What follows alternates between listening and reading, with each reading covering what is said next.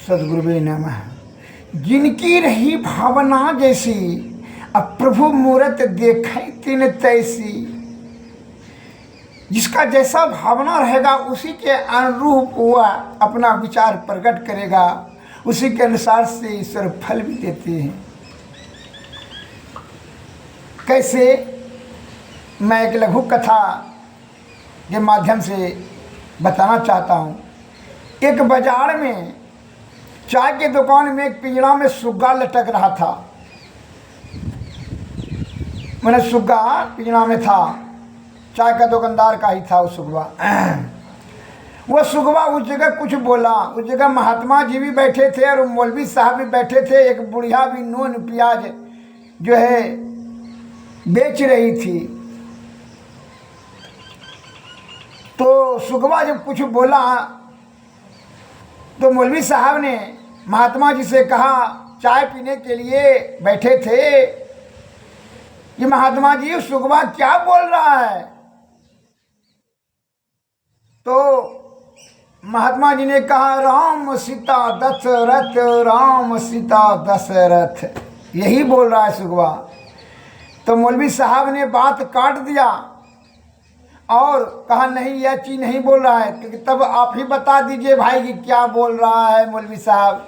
तो मौलवी साहब ने कहा कि खुदा तेरी खुदरत, खुदा तेरी खुदरत, यही बोल रहा है सुगवा। उधर से बुढ़िया कहती है, क्या आप दोनों फत फत करते हैं पागल के तरह?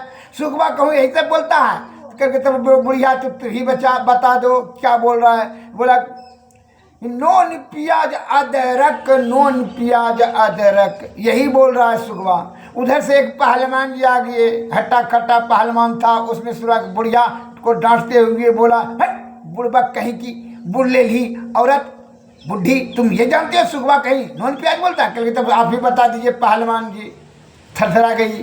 तो बोला, हाँ पूछना ना चाहिए। दंडवत की कसरत, दंडवत की कसरत, क्या चारों बात सुगवा बोल रहा था? हे भक्तगणों, हे हमारे देश दुनिया के सज्जनों, ईश्वर के बारे में ही आप कुछ, बहुत से नास्तिक लोग बोलते ईश्वर है ही नहीं, जबकि खुद हुआ ईश्वर का अंश लेकर के वह बोल रहा है कोई ईश्वर है ही नहीं। नाव पर बैठ कर करके कहता है कि नाव है ही नहीं। रे मूर्ख, जो ही बोल रहा है, जो चल रहा है, फिर रहा है, क्या चीज निकल जाने के बाद कहते हैं कि मर गया, इसको जरा दो। सब चीज तो ये है, लेकिन तुमको बेटा बेटी गांव परिवार सब तुमको जला कौन कैसे देता है? जब सब चीज तो ये है। इसका मतलब क्या चीज निकल गया है? ऐसा कोई सूक्ष्म जीव, और वह सूक्ष्म जीव है तो यह निष्क्रिय हो जाता है, बेकार की वस्तु हो जाता है, कोई काम में नहीं आता है। और तुम इस मरणशील शरीर से कितना विषय आसक्त होकर के ब्रह्म, बस तुम ईश्वर का और माता पिता का तो अपमान करवे करता है, संत महात्मा ज्ञानी ध्यानियों को भी निंदा करता है, और ईश्वर का तो तू बुनियादें खत्म कर देता है। अरे ऐसे तू विषय भोगी हो गया। इसलिए कहते हैं विषय भोगी मानसिक रोगी हो जाता है। इसलिए क्योंकि वह केवल विषय के बारे में ही, इंद्रिय विषय के बारे में ही, सुख के बारे में सोचेगा, करेगा, और बल बुद्धि आयुष सब उसमें लगा देगा, सुरा और सुंदरी और कामनी और कंचन प्राप्त करने में। यह जीवात्मा का कल्याण कैसे होगा इसके बारे में कभी नहीं सोचेगा। और कोई संत महात्मा अगर कुछ बताने की जब चेष्टा करेंगे तो वह क्या कहेंगे, बताते हैं क्या कहेंगे, दूर ऐसे ही सब बेगारी करते फिरता है, मतलब जैसे लगता है कि वह मौत को भूल गया है। इसलिए हमारे गुरु महाराज कहते हैं कि जो है, तुलसी पिछले पाप से हरि चर्चा ना सुहाय, जैसे ज्वरों के ताप से अन्नों की रुचि जाए। जिसको पिछले पाप से ताप जमा कर लिया, पोटली जमा कर, उसको हरि का चर्चा अच्छा नहीं लगेगा। जो है मूर्ख हृदय न चेत, जो गुरु मिले बिरंची शमो। जिस प्रकार बुखार जिसको लग जाता है उसको खीर अच्छा नहीं लगता है, उसी प्रकार पापिया को हरि का चर्चा अच्छा नहीं लगता है। वह नाना प्रकार का वक्तव्य दे कर करके आपके सभी तर्कों को वह काट देगा। अतः हे हमारे देश दुनिया के सज्जनों, यह जो है संसार जीवात्मा का जो है सदगति के लिए विषय का त्याग परम आवश्यक है।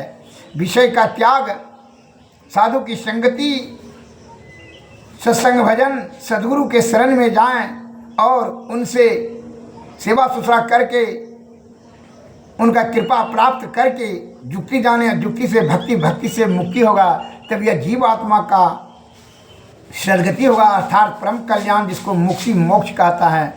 बहुत से सज्जन कहते हैं, बात बनाने वाले कहते हैं मोक्ष क्या है?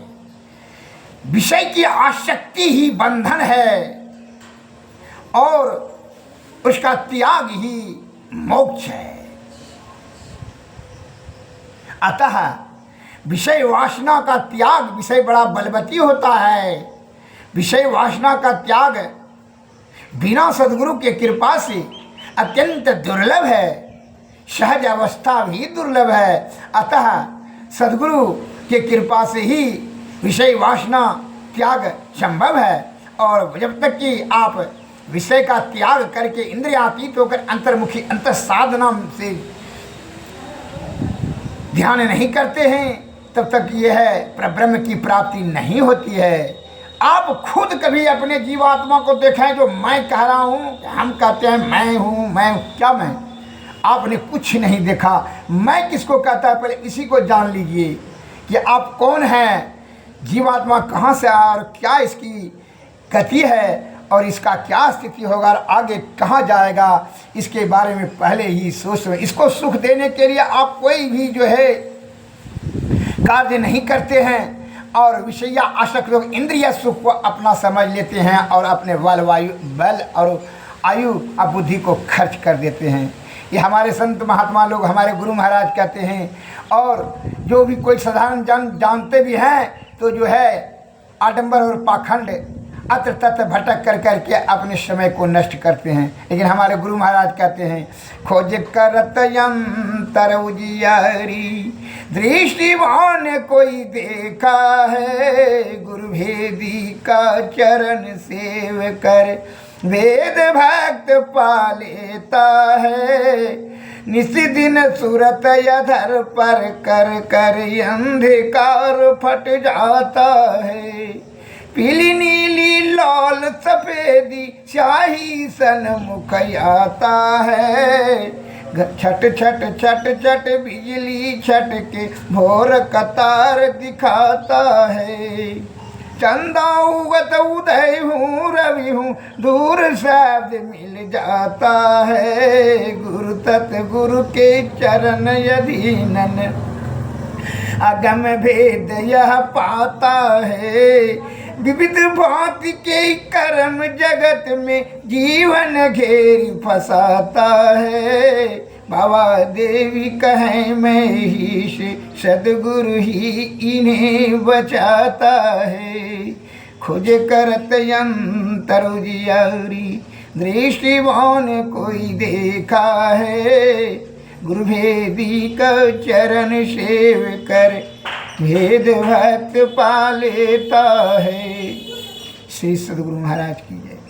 हे भाई, हमारे घट के भीतर में ही ईश्वरमा यह देह में पूर्ण ब्रह्मांड संव्याप्त है, लेकिन बिना जुक्ति से, बिना सद्गुरु की कृपा से जुक्ति बगैर जाने हुए आप ब्रह्म की प्राप्ति नहीं कर सकते हैं। इसलिए ये तीनों पर्दों के अंधकार, प्रकाश और शब्द मंडल के पर्दों के पीछे आ गया है।